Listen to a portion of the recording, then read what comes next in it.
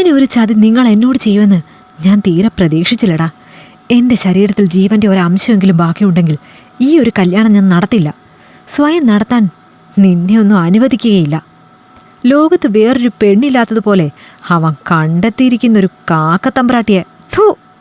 ദേഷ്യവും പുച്ഛവും ഇടകലർത്തി പറയുന്നതിനൊപ്പം വീടിൻ്റെ നടുത്തളമാണെന്ന് ഓർക്കാതെ നീട്ടിത്തുപ്പുന്ന അച്ഛനെയും അച്ഛൻ്റെ ഭാവങ്ങളും വളരെ നിസ്സാരമെന്നോണം നോക്കി നിന്നു ഗൗതം. അച്ഛൻ്റെ സമ്മതമില്ലാതെ ഏട്ടൻ എങ്ങനെ ശ്യാമയെ വിവാഹം കഴിക്കുവേട്ടാ? പരിഹസിച്ച് ചോദിക്കുന്ന അനിയത്തി ഗീതുവിനെ നോക്കിയപ്പോൾ മാത്രം അവൻ്റെ കണ്ണിൽ അവളോടുള്ള ദേഷ്യം ഇരച്ചു. ഞാനും എൻ്റെ അച്ഛനൊപ്പമേ നിൽക്കൂ. എനിക്ക് എൻ്റെ അച്ഛനാ വലുത്.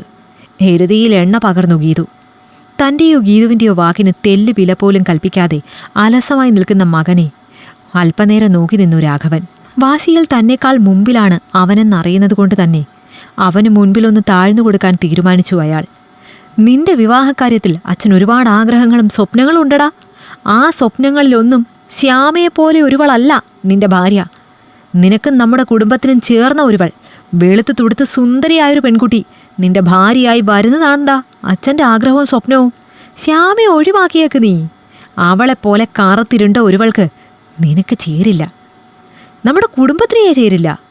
മനസ്സിലെ വിഷം പുറത്തേക്ക് തുപ്പി രാഘവൻ. ജീവിതം എൻ്റെ അണച്ചാ. അതെങ്ങനെയാവണമെന്ന ആഗ്രഹങ്ങളും സ്വപ്നങ്ങളും എനിക്കുള്ളിലും ധാരാളമായിട്ടുണ്ട്. എൻ്റെ ജീവിതത്തിൽ എനിക്കൊരുവളെ ഇണയായിട്ടുണ്ടാവുകയുള്ളൂ, എൻ്റെ ശ്യാമ. അവൾ മാത്രമേ ഉള്ളൂ എൻ്റെ സ്വപ്നത്തിലും ആഗ്രഹത്തിലും. പുച്ഛത്തിൽ അച്ഛനെ നോക്കി പറയുന്ന ഗൗതത്തിൻ്റെ ഓരോ വാക്കിലും നിറഞ്ഞു നിന്നത് അവന് ശ്യാമ എന്ന പാവം പെണ്ണിനോടുള്ള പ്രണയമാണ്. ഞാൻ ജീവിച്ചിരിക്കുമ്പോൾ അവളുമൊത്ത് വിവാഹ ജീവിതം സ്വപ്നം കാണണ്ട നീ. ഇരിക്കുന്ന സോഫ തട്ടി നീക്കി കയ്യിൽ തടഞ്ഞ ഫ്ലവർ വേഴ്സ് നിലത്തേക്കെറിഞ്ഞ് പകയോടെ മുരണ്ട് പുറത്തേക്ക് ശരവേഗത്തിൽ രാഘവൻ ഇറങ്ങിപ്പോയതും ഒരു നിശബ്ദത നിറഞ്ഞവിടെയാകെ. അച്ഛനെ എതിർക്കുന്നതിൻ്റെ ഫലം ഏട്ടൻ അനുഭവിക്കും. ഒരിക്കലും ഒരിക്കലും ശ്യാമയെ ഏട്ടന് കിട്ടില്ല. എനിക്കിഷ്ടമല്ല അവളെ. വെറുപ്പാണ്, അറപ്പാണ്. ശ്യാമയോടുള്ള എരിയുന്ന പകയിൽ പരിസരം മറന്ന് ഗൗതത്തിന് നേരെ ശബ്ദം ഉയർത്തി ഗീതു. പടേ! അവളുടെ കവിളിൽ ശക്തിയോടെ പതിച്ചു ഗൗതത്തിൻ്റെ കൈ. നീ ഒറ്റ ഒരുവളാണടി എൻ്റെയും ശ്യാമയുടെയും ശാപം. നിന്നോളം അസൂയയും കുനഷ്ടമുള്ള മറ്റൊരു നികൃഷ്ട ജീവിയെ ഞാൻ എൻ്റെ ജീവിതത്തിൽ വേറെ കണ്ടിട്ടില്ല. സഹോദരിയോടുള്ള വെറുപ്പ് മുഴുവനായി നിറഞ്ഞു നിന്നു ഗൗതത്തിൻ്റെ ഓരോ വാക്കിലും. അടികിട്ടിയ ഇടം കവിളിൽ വലം കൈ അമർത്തി പകയോടെ ഗൗതത്തെ നോക്കി നിന്നു ഗീതുവും. അതെ, ഞാൻ തന്നെയാണ് നിങ്ങളുടെ അവളുടെ ശാപം. ഞാൻ എന്ന ആ ശാപം എൻ്റെ മരണം വരെ നിങ്ങളെ ഒന്നിച്ച് ജീവിക്കാൻ സമ്മതിക്കില്ല. മരിച്ചാലും സമ്മതിക്കില്ല. പകയിലും വർദ്ധിച്ച വീര്യത്തോടും വിളിച്ചു പറയുന്ന അവളെ തല്ലാൻ വീണ്ടും കൈ ഉയർത്തി ഗൗതമെങ്കിലും അകത്തുനിന്ന് അമ്മയുടെ ദീനമായ നോട്ടമെന്ന് അവന് നേരെ ചെന്നതും ഉയർത്തിയ കൈ താഴ്ത്തി നിസ്സഹായതയോടെ സ്വന്തം റൂമിനുള്ളിലേക്ക് കയറി വാതിലടച്ചവൻ. ഗൂഢമായൊരു വിജയച്ചിരി വിരിഞ്ഞു ഗീതുവിൽ. അതേ ചിരിയോടെ തന്നെ അമ്മയ്ക്കടുത്തേക്ക് ചെന്നവൾ. ഒരിക്കലും നിങ്ങളുടെ ആ മാനസപുത്രിയെയും നിങ്ങളുടെ പുന്നാര മകനെയും ഒരുമിച്ച് ജീവിക്കാൻ സമ്മതിക്കില്ല ഞാൻ. തന്തേം തള്ളേം അപകടത്തിൽ മരിച്ചു പോയവളെ ഏറ്റെടുത്ത് സംരക്ഷിക്കാൻ നിൽക്കരുത്. നിങ്ങളോട് ഞാൻ പണ്ടേ പറഞ്ഞത്. നിങ്ങൾ കേട്ടിരുന്നെങ്കിൽ ഇന്നിങ്ങനെയൊന്നിവിടെ സംഭവിക്കില്ലായിരുന്നു. എനിക്കിഷ്ടമില്ലാത്ത ഒന്നിനെയും ആരെയും ഞാൻ എൻ്റെ വീട്ടിൽ കയറ്റില്ല. അതിനെനിക്കെൻ്റെ അച്ഛൻ്റെ സപ്പോർട്ടും ഉണ്ട്. അതിനെ മറികടക്കാൻ പറ്റുമെന്ന് നോക്ക്, അമ്മയും മകനും കൂടി. പകയും വെറുപ്പും ദേഷ്യവും തിങ്ങിയ സ്വരത്തിൽ പറഞ്ഞിട്ട് പോണവളെ തിരിഞ്ഞു നോക്കി നിന്നു അമ്മയും. അടുത്ത വീട്ടിലെ മാതാപിതാക്കൾ മരിച്ചൊരു പെൺകുട്ടിയായ ശ്യാമയെ ആ അമ്മ തങ്ങളുടെ കൂടെ കൂട്ടിയത് അവളുടെ നന്മയെ കരുതി മാത്രമാണ്. അവളെ സമൂഹത്തിൽ ആരുമില്ലാത്തവളായി പോകരുത് എന്നവർക്ക് നിർബന്ധമായിരുന്നു. എല്ലാവരെയും സ്നേഹിക്കാൻ മാത്രം അറിയുന്നവളാണ് ശ്യാമ. എല്ലാവർക്കും ഇഷ്ടവുമായിരുന്നു അവളെ. കുറ്റങ്ങൾ ഏതുമില്ലാത്ത പെൺകുട്ടി. എന്നാൽ ഒട്ടും പ്രതീക്ഷിക്കാതെ ഒരു നാൾ ശ്യാമയെ തൻ്റെ ശത്രുവായി കണ്ടു തുടങ്ങി ഗീതു. എന്തിനും ഏതിനും ശ്യാമയെ ഉപദ്രവിക്കുന്നതും കുറ്റം പറയുന്നതും അവളുടെ ശീലമായി തുടങ്ങി. തന്നെക്കാൾ നന്നായി പഠിക്കുന്ന ആർട്സിലും സ്പോർട്സിലും നന്നായി തിളങ്ങുന്ന ശ്യാമയോട് അസൂയയായിരുന്നു ഗീതുവിന്. ആ അസൂയ വളർന്നൊടുവിൽ അവളിലൊരു വാശിയായി. ശ്യാമയെ കളിയാക്കുന്നതും കരയിക്കുന്നതും ഹരമാക്കി മാറ്റി ഗീതു. അതിനിടയിലാണ് ഗീതു അറിയുന്നത് തൻ്റെ ചേട്ടന് അവളെ ഇഷ്ടമാണെന്ന്. അതറിഞ്ഞതും പകയേറി അവളിൽ. ശ്യാമയെ ഇഷ്ടമായിരുന്ന സ്വന്തം അച്ഛനെയും ശ്യാമയ്ക്കെതിരാക്കി ഗീതു. നിറമൽപ്പം കുറഞ്ഞു പോയവളെ ആൾക്കൂട്ടത്തിനിടയിൽ പോലും കാക്കത്തമ്പുരാട്ടി എന്ന് കളിയാക്കി വിളിച്ചത് അവരച്ഛനും മോളും ഒരുമിച്ച് നിന്നാണ്. ശ്യാമ എന്ന പെണ്ണിനെ തങ്ങൾക്ക് ഇഷ്ടമല്ല എന്നത് ഏതാൾക്കൂട്ടത്തിലും അവളെ അപമാനിച്ചുകൊണ്ടവർ തെളിയിച്ചുകൊണ്ടേയിരുന്നു. അതിനൊരു അന്ത്യം വേഗത്തിൽ കുറിക്കാമെന്ന് ഗൗതം ശ്യാമയെ വിവാഹം ചെയ്ത് കൂടെ കൂട്ടാൻ തുടങ്ങിയത്. കുടുംബം രണ്ടായി ആ തീരുമാനത്തോടെ.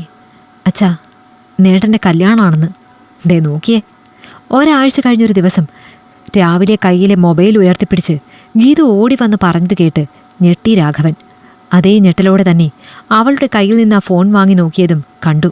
ഇന്ന് വിവാഹിതരാകുന്നു എന്ന് എഴുതിയതിന് താഴെയായി ചിരിയോട് ചേർന്ന് നിൽക്കുന്ന ഗൗതത്തിൻ്റെയും ശ്യാമയുടെയും ഫോട്ടോ. കാലുകുത്താൻ ഇടമില്ലാത്ത വിധം ജനങ്ങൾ തിങ്ങി നിറഞ്ഞു നിൽക്കുന്ന ആ വലിയ ഓഡിറ്റോറിയത്തിലേക്ക് ഓടിയണച്ചെന്ന വിധമാണ് അവരച്ഛനും മകളും എത്തിയതും കണ്ടു.